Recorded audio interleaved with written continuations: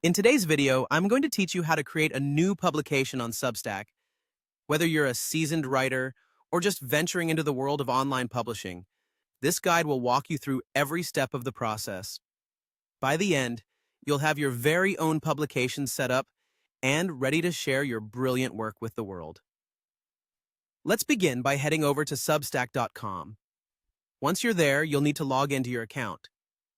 If you're not already signed in, take a moment to enter your credentials, ensuring that you have access to all the tools Substack offers.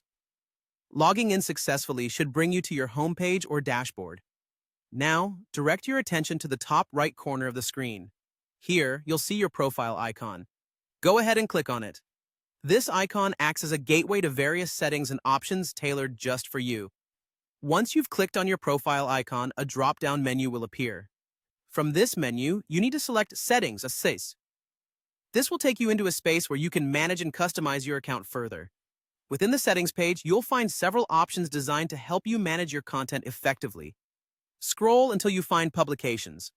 Under this section, you'll see an option to Create Publication.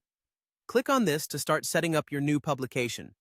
This action will guide you through the step-by-step process of bringing your publication to life on Substack. As you progress through the prompts, you'll need to provide some essential information to set the foundation for your publication. The first thing you'll be asked for is the title. Think of a name that reflects the essence of your content. This is what readers will associate with your work, so choose something memorable and descriptive. Next, you'll provide a description of your publication. This is where you get to outline what your publication is about. It's your opportunity to hook potential readers by describing the themes, topics, or unique perspectives your content will explore. Make it engaging and clear so that your audience knows exactly what to expect. Lastly, you'll need to input your name as the author.